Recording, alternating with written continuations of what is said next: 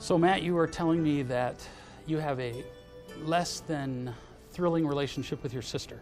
That's right. Basically, we don't talk anymore. It's all superficial. It's felt like that for years. And I think it started when I had been out of the house for a while, and I kind of came back into my brother and sister, my siblings' lives and my mother's life a lot. And the way I felt rejected by my sister, where I was embraced by my brother, and ever since then I haven't had a good relationship with my sister. So she rejected you in what way? Well, I saw a lot of pain in my mom's life, and I saw that stemming from the way that things went around the house. Now, I didn't live at the house at the time. It was my twin brother and sister. And so whenever I was around, I decided that I was going to tell them that they need to shape up, more or less. They need to start pulling their weight. They need to clean the house. It was mainly an issue of I saw my mom working all day long, a single mother trying to support her kids, and there were animals in the house that were allowed to just pee and poo all over the place and wasn't getting cleaned up. The dishes everywhere, clothes everywhere. It was just a really gross mess. Mm-hmm. And with my mother working all day, I could see how she would come home and be frustrated and angry. And it seemed to me that she didn't even want to be there, which makes perfect sense. Why would you want to come home to a disaster? So I saw... How did you respond? How did you tell this to your sister, that she needed to shape up? Well, it was a few years ago when it started, three and a half years ago. But I just wanted them, I told them they needed to clean their rooms. You know, they needed to clean up the... I would even go there and help sometimes. Sometimes things would get done, you know, but then when I would leave, you know, we'd all go back. What would you do? I'd get after them. I'd get mad. Mm-hmm. Yeah, I was angry. Mm-hmm. Yeah. So they were being thoughtless and inconsiderate, obviously. Yeah. Obviously not loving. That's right. And your response to their not being loving was to show them more... Anger. Unloving. Unloving. Nice. So you were trying to show them how to be more loving by being angry. It's kind of looking laughable, isn't it? Yeah. Yeah. Yeah. Yeah. And everybody does this almost, don't they? I mean, yes. We don't get what we want, and so we say it harder and harsher. Mm-hmm. And all your sister heard was, I don't love you. How do you think she was going to react to that? Withdraw from you, be angry at you, not accept you. Man, you were doomed, huh? Yeah, and now that I still am, and I'm beyond that. I don't care, but what I want is for her to be able to say, I love my mom. And so... Which would be none of your business. And that's when we've had a conversation of that. And yeah. I know, so... There's only one thing that will change your sister's life. You're not in a position to be her dad and teach her. Mm-hmm. Parents have the job of teaching and loving. You don't. Yeah. Because she's your sister. So you would be only left with one job. To be her brother? To love her unconditionally? To love her unconditionally. Which means loving her no matter what she does. Loving her whether she lets dogs poop on the carpet. Loving her whether she's nice to your mother. Because the only reason she's not nice to your mother is because she's not feeling sufficiently loved. Period. Yeah. As she feels more loved, everything will change. All of these things, she's just drowning.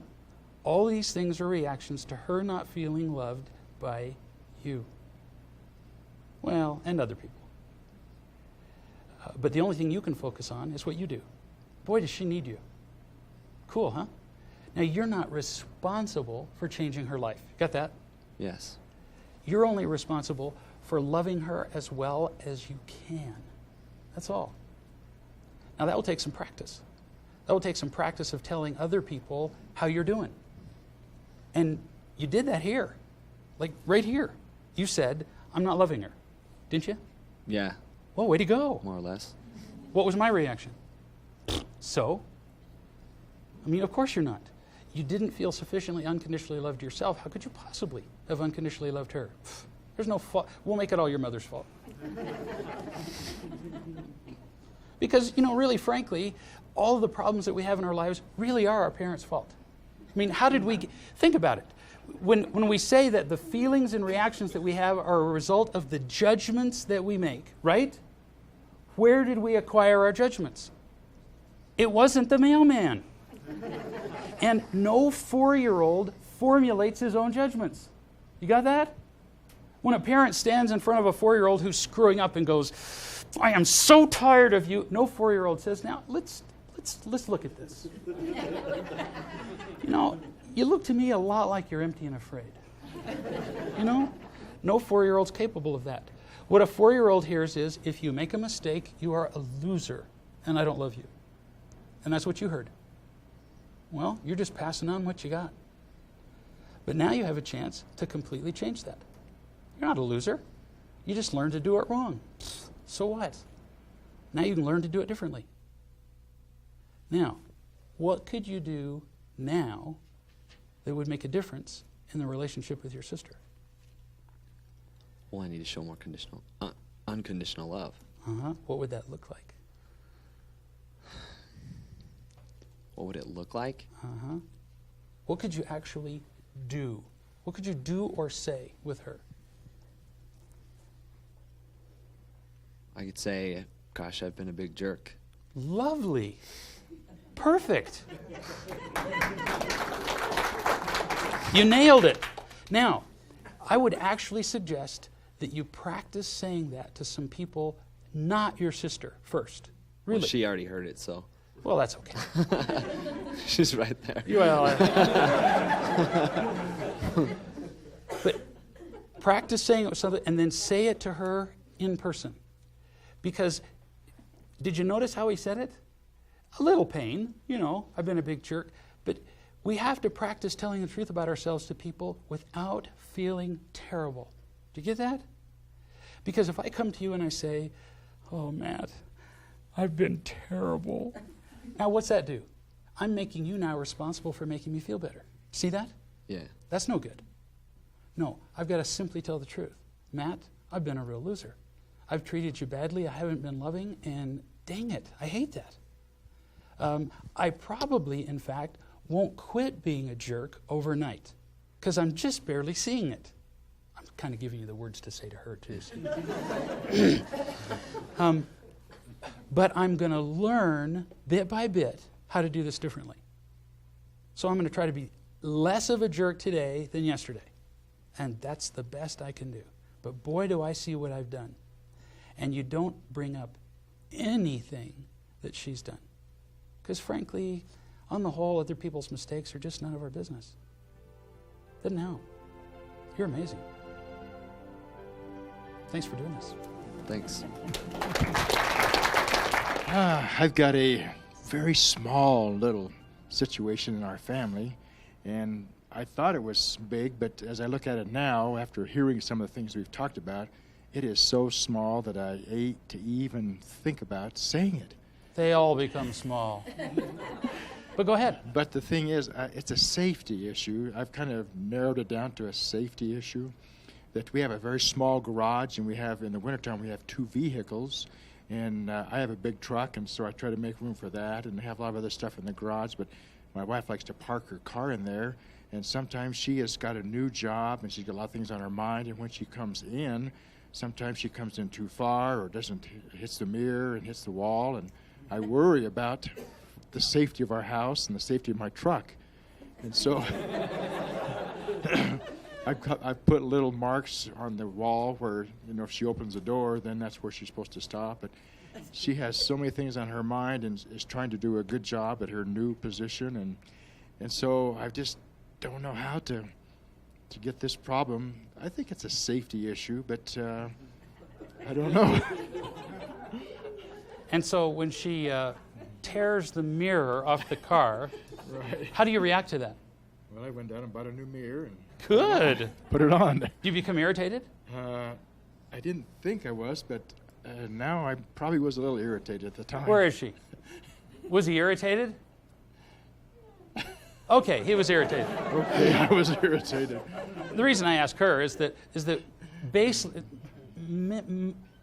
most of us have been irritated for so long at little things that it's just kind of a baseline condition for us. So a little bit of irritation doesn't even count. We don't call it irritation until, we're really pretty annoyed, Until she hits the wall and it breaks a hole in the Yeah, wall. And then right. So the first thing is to realize, I think you implied earlier, she just can't seem to be able to do this. I think you wrote that in the paper that I saw. And you know what? That's the answer. She really can't. Okay. I can't tell you how many times I've gone to say to somebody, a child, my wife or something, how come you just can't? Well, they can't. View it as a kind of a parking retardation. But I don't want to hurt her feelings. Yeah. Because I know I don't want to cause more trouble. Right. And so, it was like the example that we used earlier. You wouldn't stand up, with a little Special Olympics kid falling down and say, retard, would you? No. No, you just accept the fact that they are handicapped, right? You wouldn't make fun of them. No. Okay, so you look at your wife and you say, poor handicapped woman. Couldn't say that. No, just to yourself. Oh, okay. Yeah. She probably wouldn't appreciate it very much. No, she wouldn't. And so then you just have to deal with, okay, now what do we do with a handicapped Parker? Okay? What would we do to help them? I mean, there are lots of things we do to help people who are handicapped, right? Look at a handicapped hotel room. All kinds of little gadgets to help. You're going to help her. Okay. There might, for example, be cupboards on one side of your garage. Yeah. I'm guessing there probably are. Lots of cupboards. Yeah. Out with the cupboards. Out with the cupboards. But that's all my stuff is in there. Oh. Let's see. All my stuff or the mirrors and the relationship with my wife. Let's see. Stuff has got to go. Do you see what I mean? Stuff has got to go.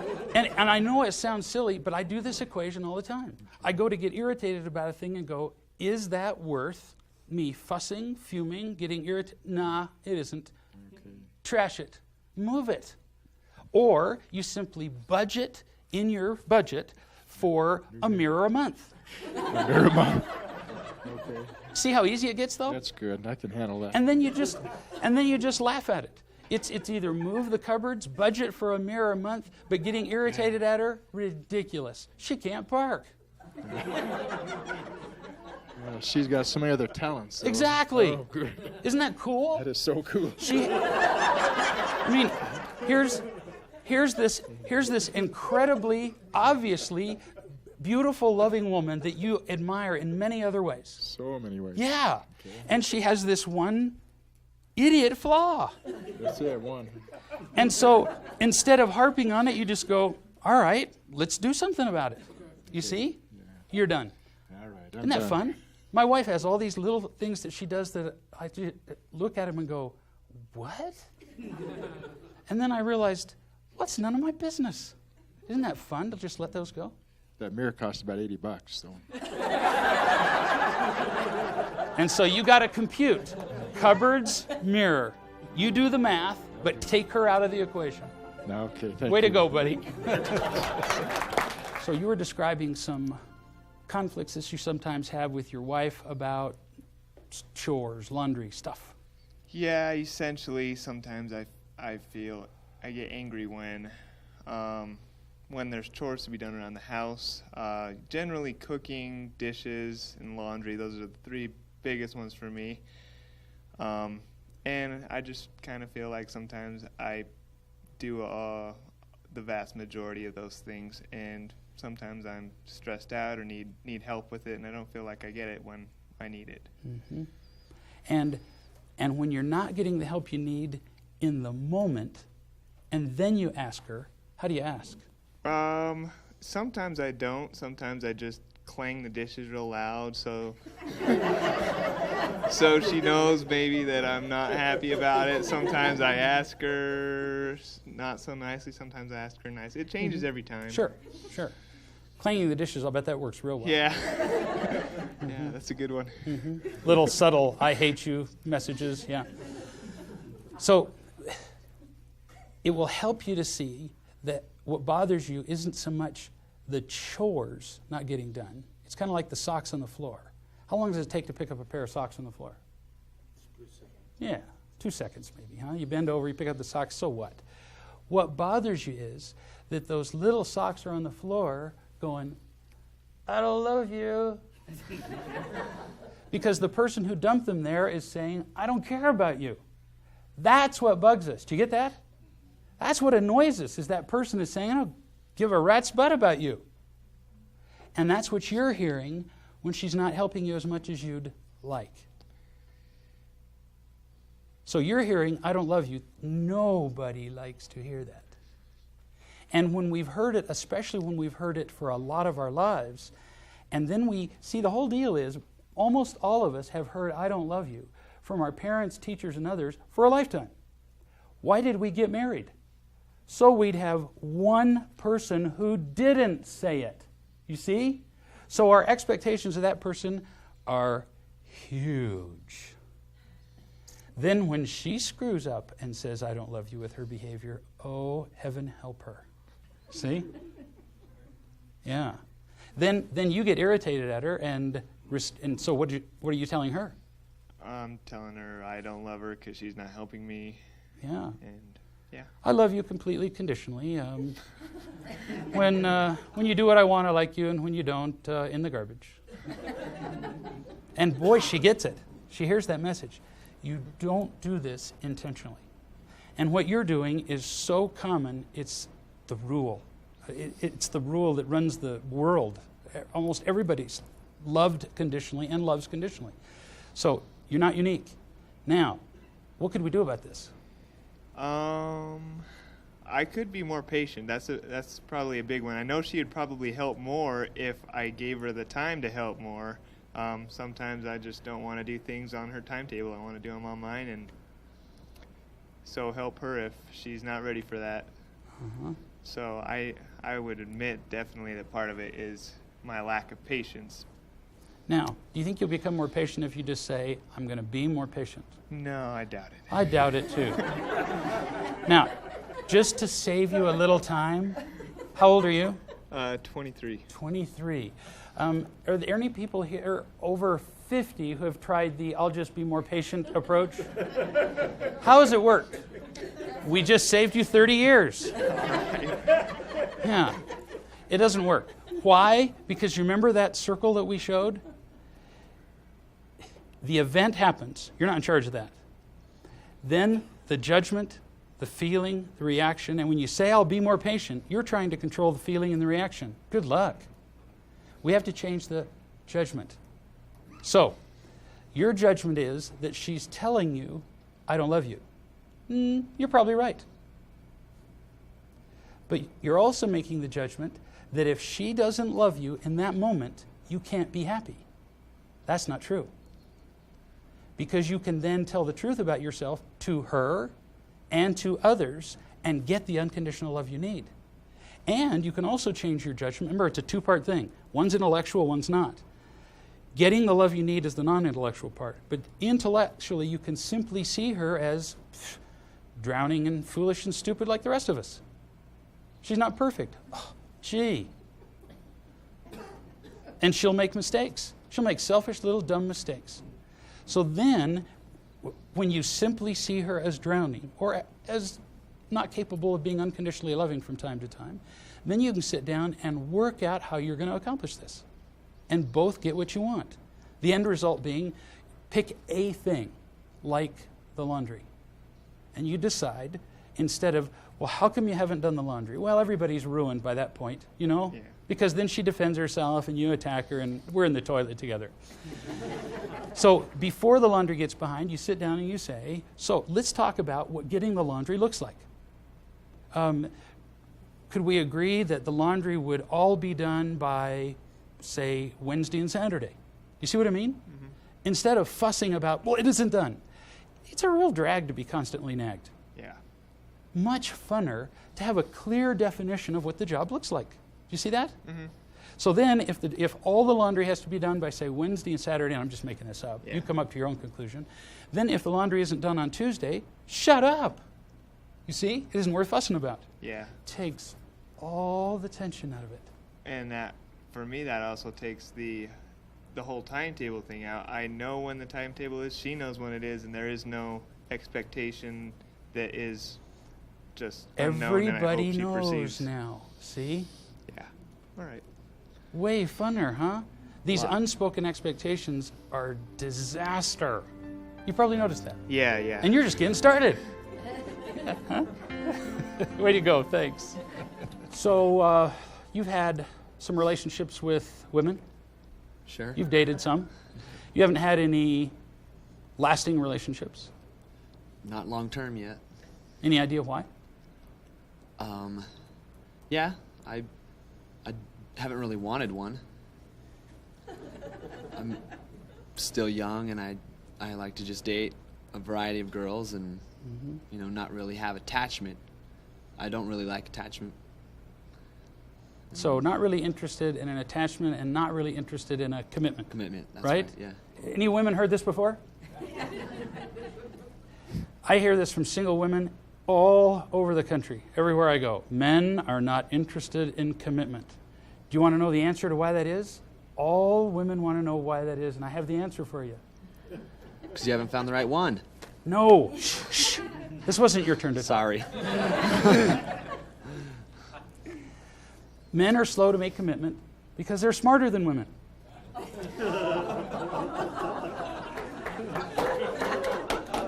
Now, I'm being facetious, but not entirely.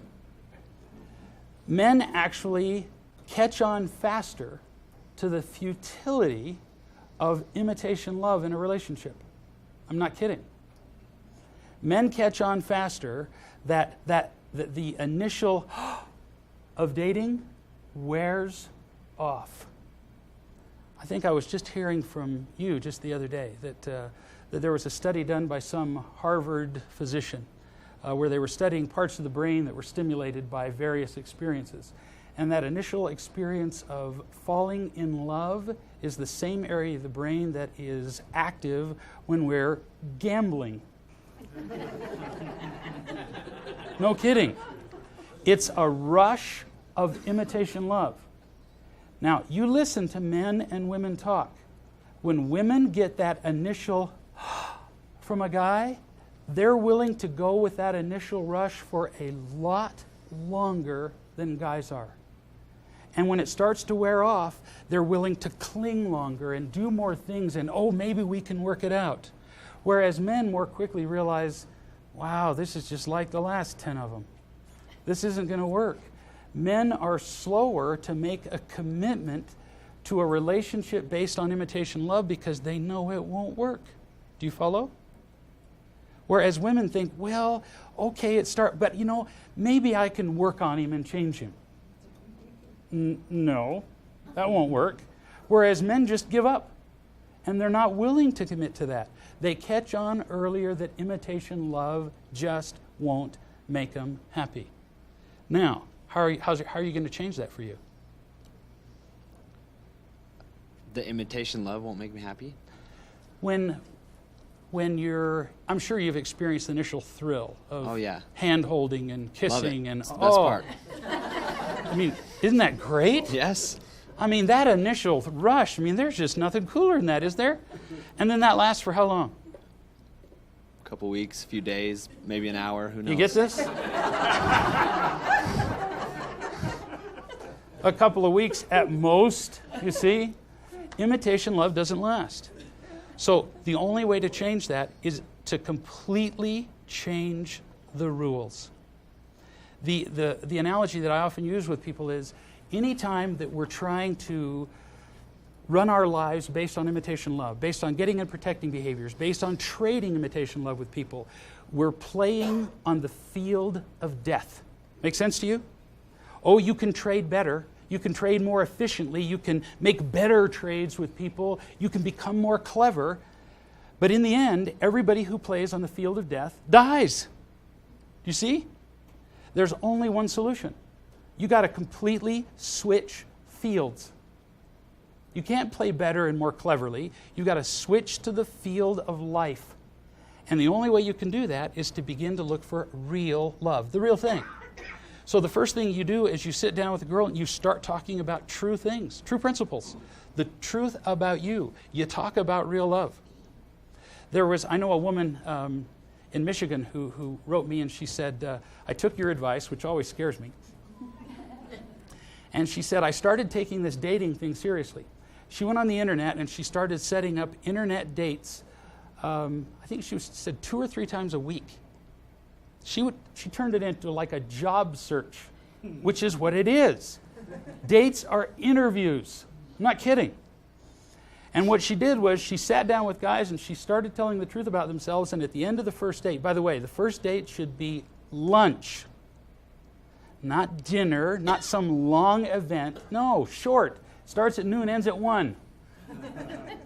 If you can't figure out in an hour whether the person you're with is interested in the real stuff, you deserve what you get.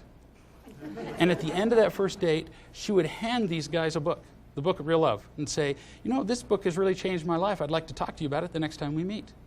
She said that weeded the sheep from the goats like nothing else. She said 8 out of 10 guys just vanished. But the guys that were left were gold. See that? It works the opposite for men. I've told a few girls that I've been reading that book, and they stay. They're attracted. Yeah. Yeah, I get that. But see, what you're interested in is not seeing whether they'll stay. What you're interested in is whether they'll keep telling the truth about themselves. Do you see? Yeah. Sure, they're interested in you telling the truth. That's fascinating. But can they tell the truth about themselves? In fact, what I tell people, what I've told my children for years, if you had to look for one quality in a potential partner, just one, it would be this. Can they easily admit being wrong? Do they insist on being right? Do they fight about being right? Dump them and move on. So if you'll tell the truth about yourself, it's true you may go through women a lot faster. You may, instead of 2 weeks, it may be 2 minutes. But it's worth it, because what you'll eventually end up with is a lot more worthwhile. Make sense? Yeah. Let me know how it goes. Okay. Okay, thanks. Go ahead. So you were going to tell me about your 40-year-old son. He's been going downhill for, I'd say, the last 5 years, but maybe even before that. Mm-hmm. And I've fallen into the mold of helping him out, rescuing him. And sometimes I justify it and I think it's okay, but other times I'm not sure. And others of the family definitely think that I'm on the wrong track. So he's 40, not 14. He's 41 or 42. I haven't counted recently. 40-something. 40-something. And so when he gets in trouble, you come and save him. Somewhat, yes. Money-wise. Money-wise. Probably, yeah. And when you save him, when you come in and rescue him, I know part of you is concerned about his happiness. I got that. Okay. Part of you saves him because you feel like he's far too incompetent to take care of himself. Right. And he hears that message. He takes your help, but the rest of it is, you are such a moron. You are such a complete idiot that there's no way you could survive without your mommy taking care of you. Gee, how many times do you think you'd have to hear that before you'd believe it? Not very many. Not very many. So he actually believes it.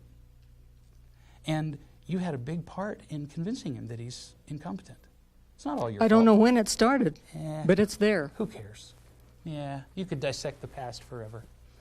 But he feels incompetent in part because you do rescue him. We actually demonstrate faith in our children. That's what they need, faith and confidence.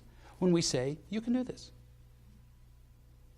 All of my children, from the time they were about 6 or so, I told them, wow, won't it be great when you get to be 18 and you graduate from high school? And they're going, yeah, won't it be wonderful? We're going to have a big celebration for your high school graduation, and then you'll be on your own. And they're going, yeah, and you get to go out and get your own place. And I said, and then you never get to come home again.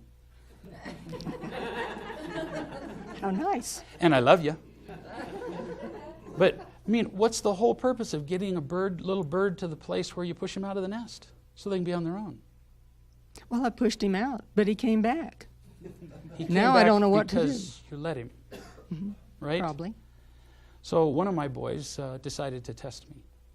And so I told them when they were done with high school, they had till the end of the summer of their graduation.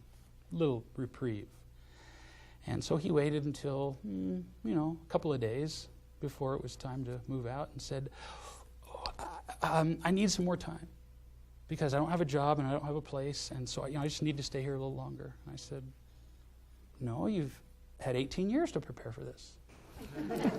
And so I love you a bunch, but you still, he said, well, I can't move out. There's nothing I can do about it. I said, I have complete confidence in you. But on the day, when the day arrives, if you like, you can do it by yourself, or I'll help you move your stuff out into the driveway.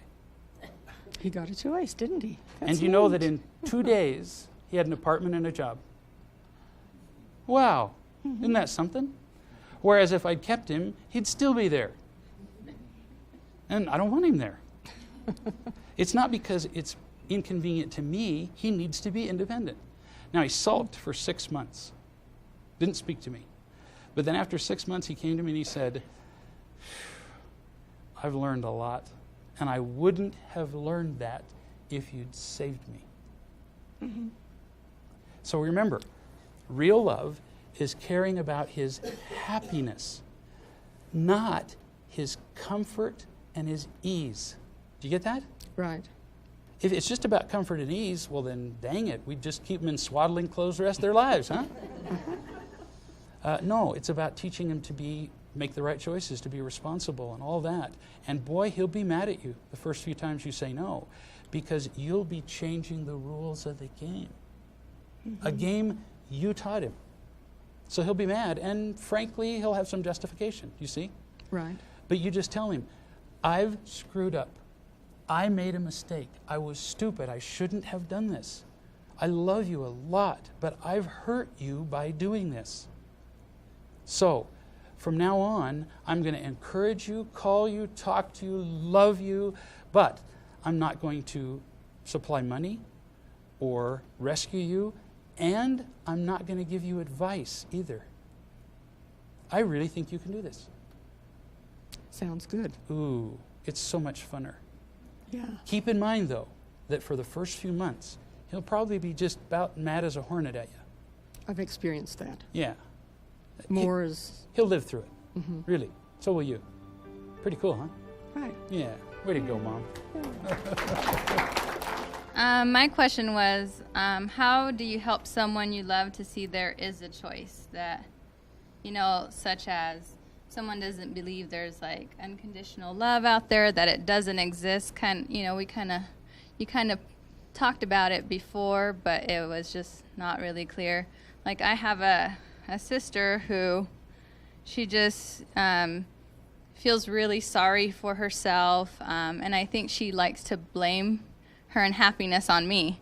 And so that's kind of made it a downfall on our relationship with each other. And so there's little events that happen that she chooses to pick fights with me about it because of her situation.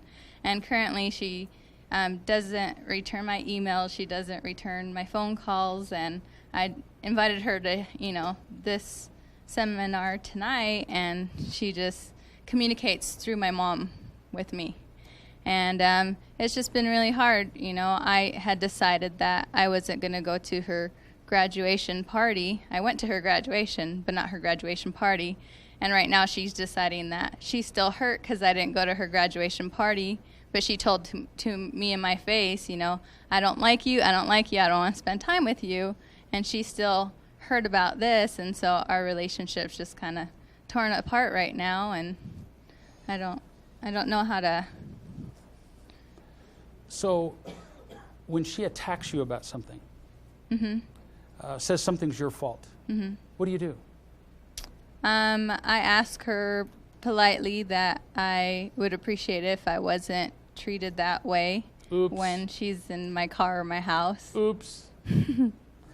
So when she tells you that you're stupid or it's your fault or whatever it is, right? Mm-hmm. What does she need in that moment? She needs love. She needs you to love her. Mm-hmm.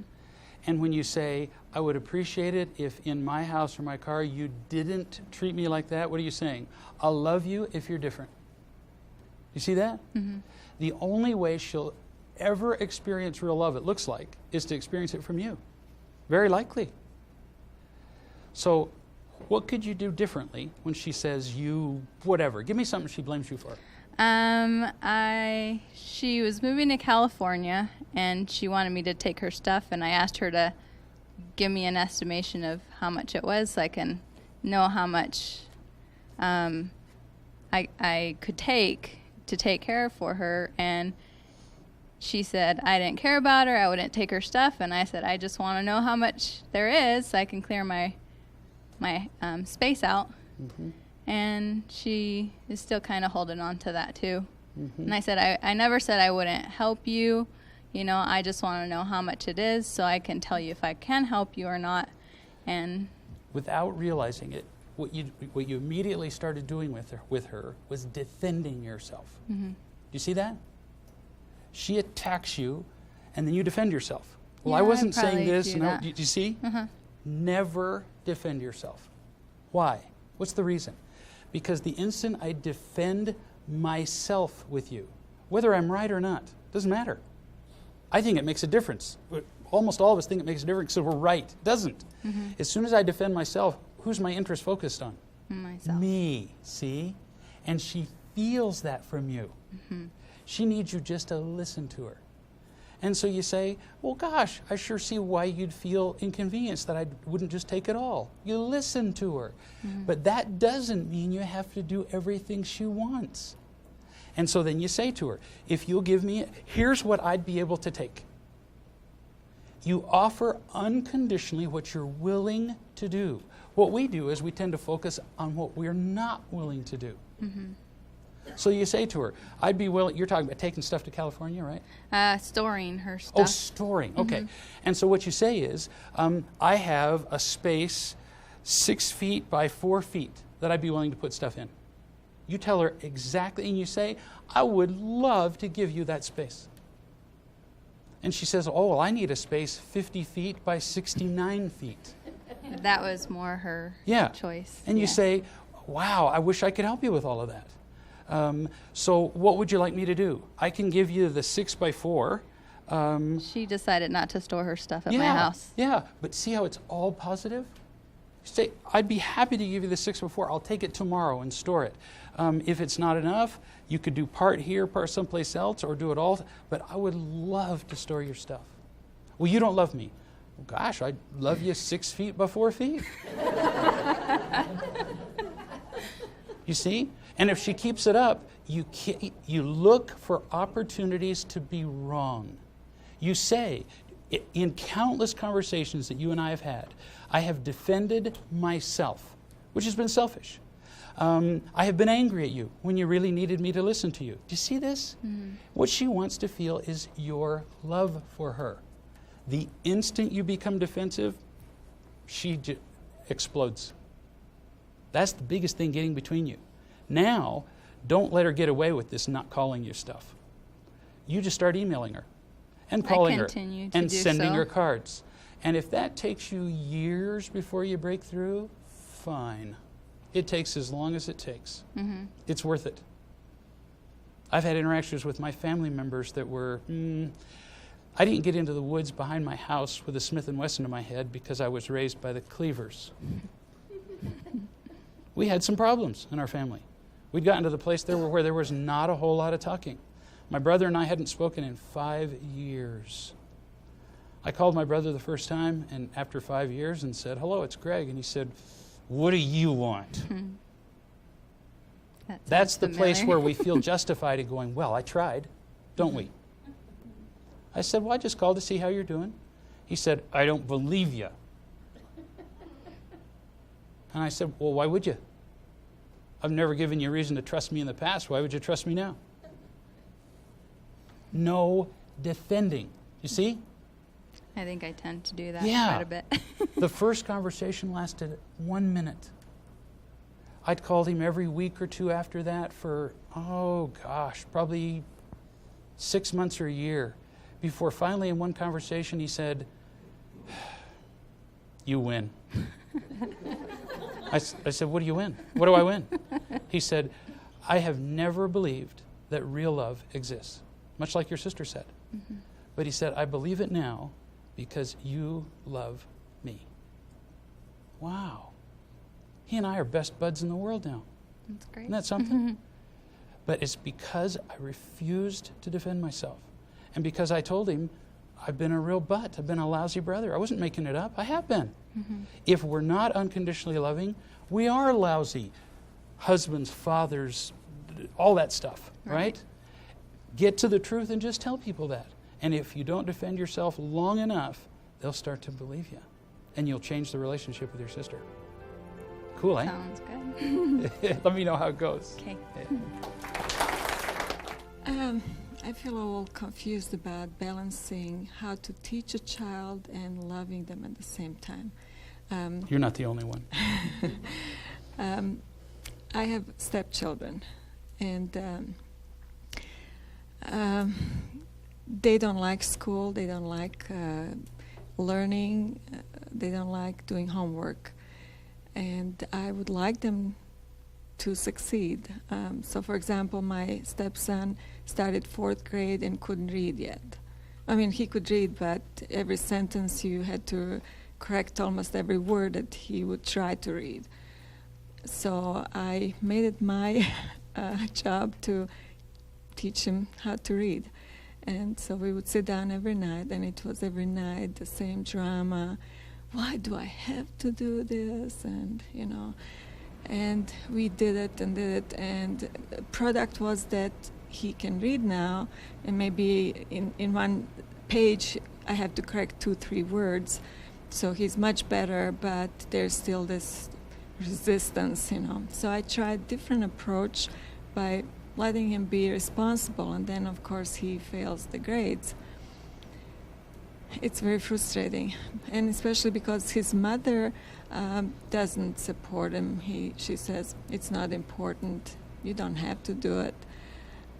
So how do I get him to want to learn and be successful? So when he does the big drama thing, Yeah. and resists reading, and why do I have to do that? How do you respond to that?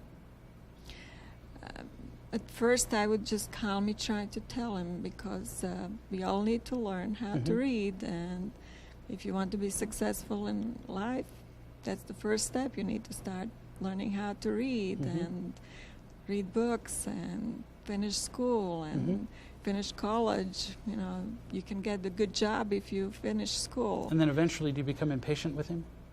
Yeah. Yeah. I mean, and gosh, that is so normal.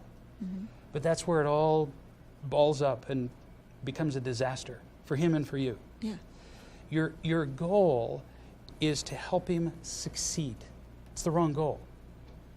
The most important goal is to help him feel loved. Only after he feels loved can you help him learn to read.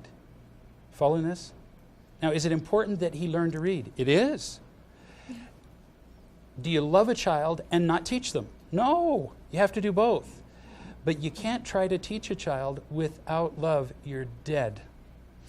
Yeah, I understand that. And these kids didn't trust me, so they were course pushing not. all the buttons to see if I would run away. Sure. And so I understood this is what they were trying to do, and I tried to show them love. And I thought, you know, just sitting down and taking time to teach them was showing them love. But Yeah. It I'm was not your sh- best shot.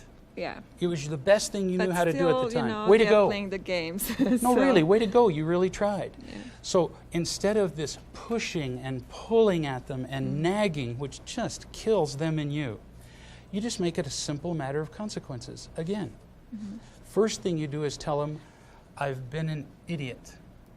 I've been trying to make you do something you don't want to do. You see? I'm going to give you a choice from now on. If you don't want to learn to read, you don't have to. But if you don't have time to learn to read, obviously, you don't. What does he like to do? Play computer games. Play computer games, of course. Watch TV. So see, if you don't have time to learn to read, obviously you don't have time to play the computer. You see? So it's your choice, very simple. And you do it in the terms of end results.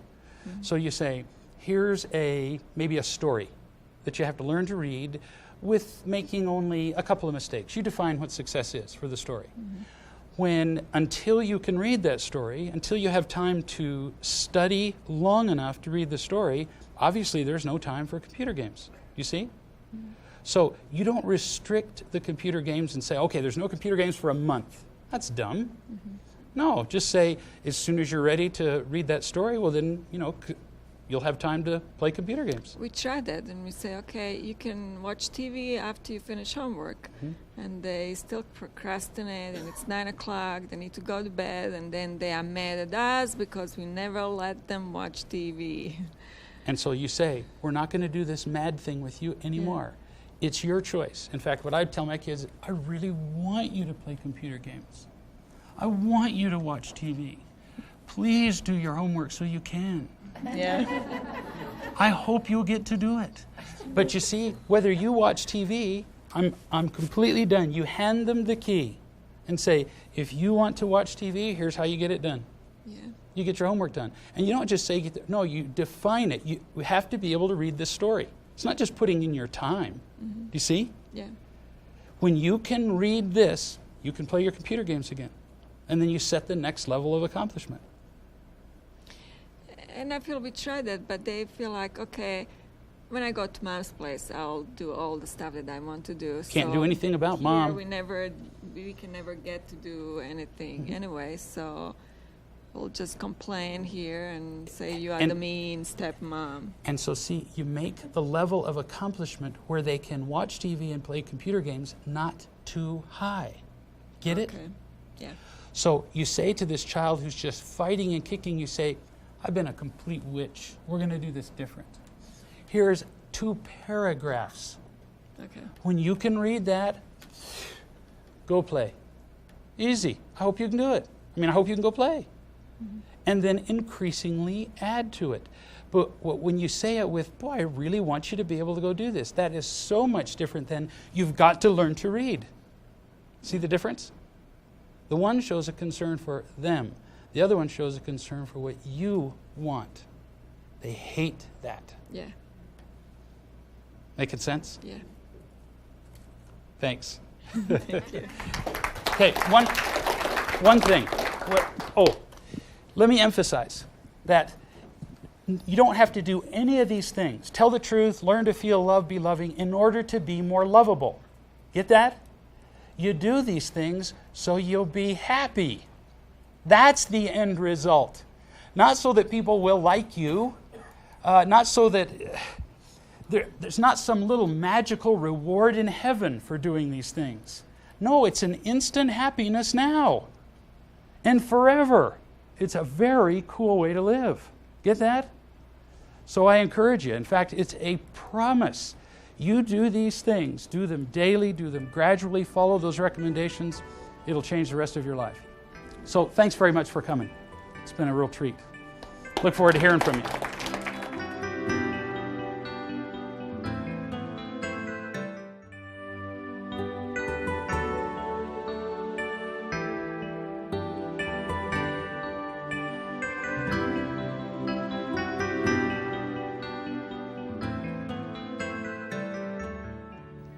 After watching the first 6 modules of the Essentials of Real Love, most people experience a powerful transformation in their ability to understand themselves and the people around them. As you grow in your understanding of real love, and especially as you actually experience real love from the people around you, your entire world will change. As an individual, you'll experience more happiness than you've ever known, the kind of genuine peace and strength you've always wanted. The little things that have previously bothered you, inconsiderate drivers, people being late, thoughtless, just won't hold you hostage any longer. With a greater understanding of yourself and others, and with the most valuable treasure on the planet, real love, you'll feel compassion for people instead of irritation. In that condition, what could possibly steal your happiness away from you? If you're single and looking for a partner, dating will become an entirely different experience for you. You won't settle for trading in imitation love, which always leads to disappointment, anger, and a sense of betrayal. And because you won't be trading in imitation love, you won't even attract the kind of partners you've dated in the past. You won't play the same deceptive games, nor will you wallow in the false hopes that waste so much time and cause so much pain. Instead, you'll find dating consistently enjoyable and effective. Singles all over the world are now completely changing the way they approach dating. No more games, no more lies. They're creating the kind of relationships they've always wanted. If you're married, you will understand with increasing clarity the real causes of those unproductive conversations and arguments that have caused so much irritation and frustration. You won't engage in the inevitable blaming that never leads to happiness, and will instead find the compassion and ability to love that create richly fulfilling relationships.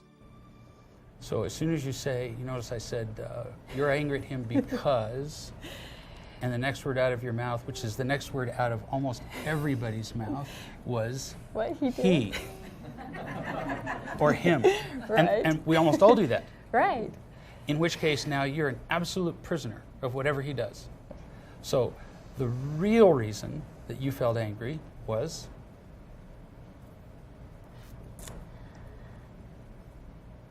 Hard to say, isn't it? It is, because all I can think of is I was Is angry at him. him.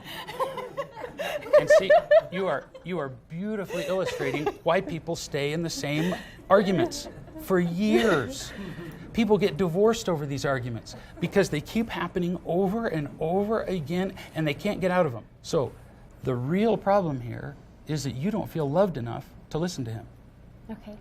The instant you become angry at him, what does he hear? I don't love you. Uh-huh. And then I'm just guessing that he fights you more. Oh, absolutely. Oh, I'll bet. And then what it really turns into is, I don't love you, yeah, but I don't love you more. That's right. And that, I'll bet that works out poorly. Oh, Doesn't then I it? don't love him more. Yeah, More. right. So the real problem is you don't feel loved enough, and so the real solution is, what do you need? I need love. You need to feel loved. That can only happen as you tell the truth about you. If you're a parent, you'll understand exactly why your children behave as they do, and you'll be able to give them what they really need instead of frantically and hopelessly trying to control them, which can only frustrate you and irritate them.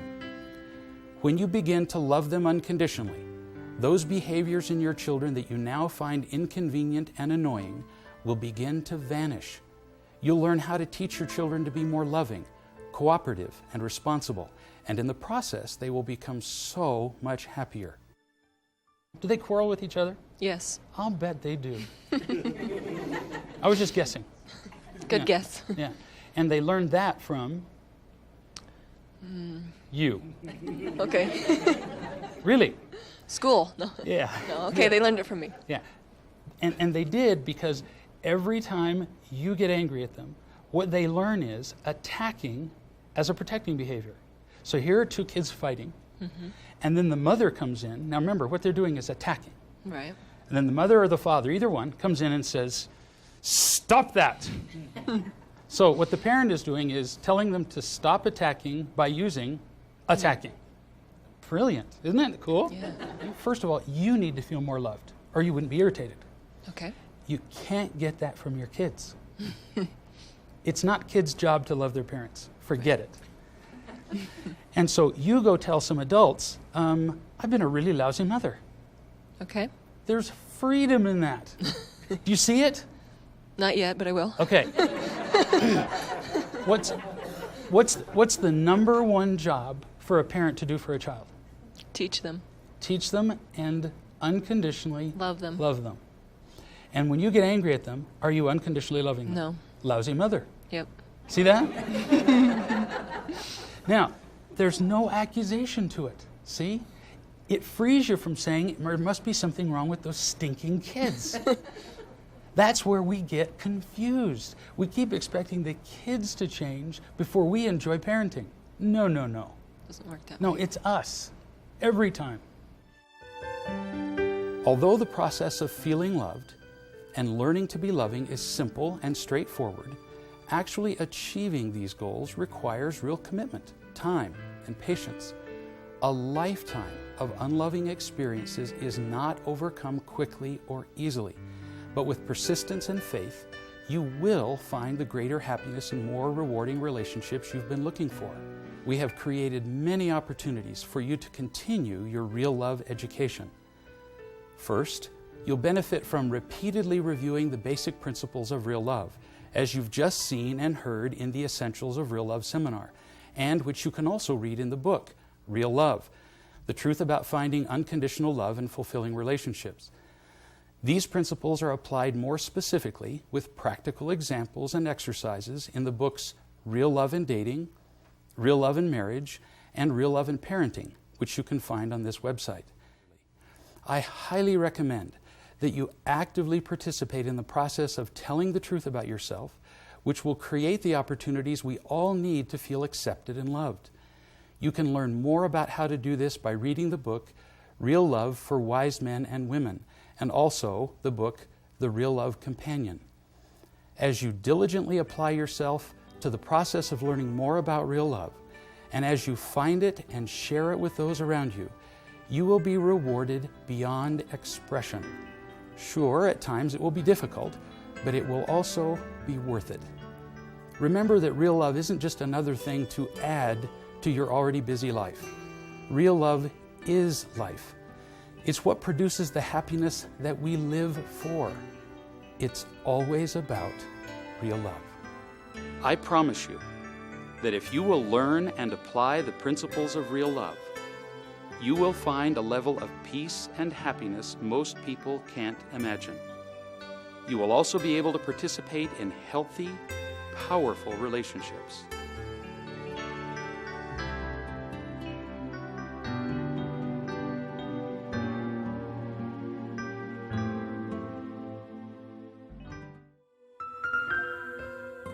I have shared the principles of real love with people all over the world, and I'm impressed with the absolutely consistent, positive results experienced by those who diligently apply these principles. People are simply amazed at the genuine, lasting differences they're seeing in their lives, often quite noticeable in a matter of days or weeks. Singles are completely changing the way they see love, falling in love, and dating. Finally, they're finding the kind of partners they've always wanted, and they're learning what it takes to build those relationships in a healthy and lasting way.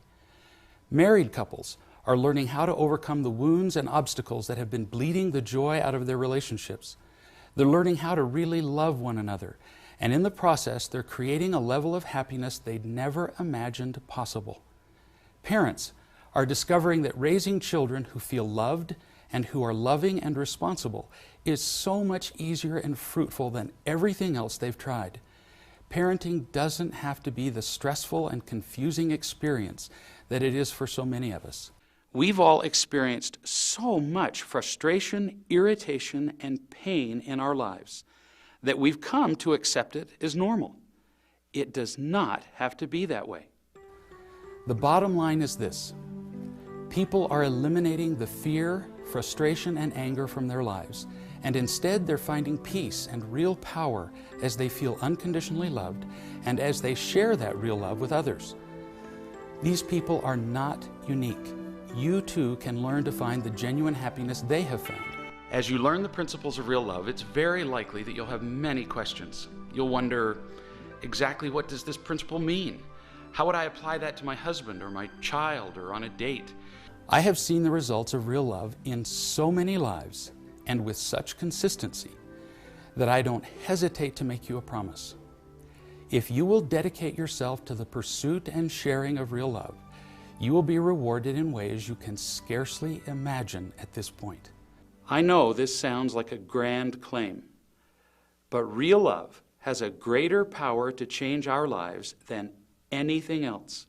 By far, it simply works. What would you pay for a sense of absolute peace? For the power to feel happy and undisturbed in the face of any conflict or difficult situation? For the feeling that you are loved without condition and the ability to share that feeling with those around you? Frankly, we already pay with everything we have, with our very lives, for much less than the positive feelings and qualities I just described. We trade everything we have for conditional approval, for power, and for other things that are pale, shallow imitations of love. Essentially, we give up everything in return for nothing. The price for finding real love is much less than what we're paying now. We only have to learn a few real love principles, and then we will change the way we see and feel about everything. I have counseled with a great number of people from all over the world, and I've seen individuals, couples, and parents spend countless thousands of dollars on individual counseling, group therapy, marriage counseling, and professional help for their children. Singles spend vast sums on internet dating and on the dating process itself. And by way of contrast, I've received thousands of communications now from people who have said that exposure to real love has made all that counseling and professional help completely unnecessary for them. Real love has revolutionized their lives in dating, marriage, parenting, business, and every other aspect of life. I personally know of no more powerful way to begin the journey toward real love than to subscribe to Real Love, and it won't cost thousands of dollars. The monthly cost of subscription is less than the cost of a dinner for two, less than the cost of half an hour of therapy, less than $1 a day. As a physician, I have stood at the bedsides of many people who were close to death, and I can tell you that at the end of our lives, we don't care how much money we have. We don't care how many people we control or how big our house is or how many people we've persuaded to praise us or respect us. What matters to us is how loved we feel and how well we have loved those around us. Don't wait till the end of your life to figure out these pivotal priorities. Decide now that you'll do whatever it takes to find and share real love. As you do that, you will find the happiness you've always wanted as an individual, and you'll be able to participate with far more power and pleasure in all your relationships: dating, marriage, parenting, other family associations, friendships, and in the workplace. I'd say do it now. You just can't do this stuff soon enough, and the more you practice, there's sometimes a fear because it brings up all of these issues, but when you do it and you make a commitment and you take action, it will transform your life. Are you willing to be happy, and are you willing to do the steps necessary to get you there? Sign up today. Do it. Stop everything you're doing right now and do it. Don't hesitate. Jump in. It's just remarkable, and I think so many times we hear from people, you should try this, it'll change your life. And this is, you hear that and then you try something for a couple of weeks and you think, oh, forget about that, and you move on. This is totally different. And this has been 2 years that I've been working on these principles with my marriage, with my kids, in my friendships and relationships, and it's amazing how it can change your life and how you can just become a whole lot more peaceful and happy walking through your days. Oh, I would encourage it, absolutely. I'm very excited about it. In fact, I can't help but tell people about it. It has changed my life so much that I would encourage everybody to jump in head first and do as much of it as they can, because the results are phenomenal. If someone were considering learning more about real love, I would think that it would be the greatest gift that they could give to themselves and to everyone that's in their life. Not only will they enrich their happiness, the happiness of everyone else will increase tremendously. It's one of the best things that they could ever do. I'd recommend it for anybody, no matter what stage. I mean, whether you're a young person, a middle-aged, or an older person like I am. There's always ways that you can learn more and not shut yourself up and be open to new things. It's really great. Do it, hurry. Go and seek it out, because I look at the age that I am, and I certainly wish that I had known of it sooner and could have practiced more of it. I think it would have saved me a lot of heartache and possibly saved my marriage. Drop everything you're doing and get involved. Talk to a friend, read the book, call someone that's read the book, get to a seminar, and get involved. It's that important. Never be satisfied with just getting along in life. Don't just survive, as most people do. Don't be satisfied with any more superficial or unproductive relationships. Instead, take this opportunity to subscribe to Real Love and find the unconditional love and fulfilling relationships you've always wanted. You'll be grateful for the rest of your life that you took this step. Remember, it's always about real love.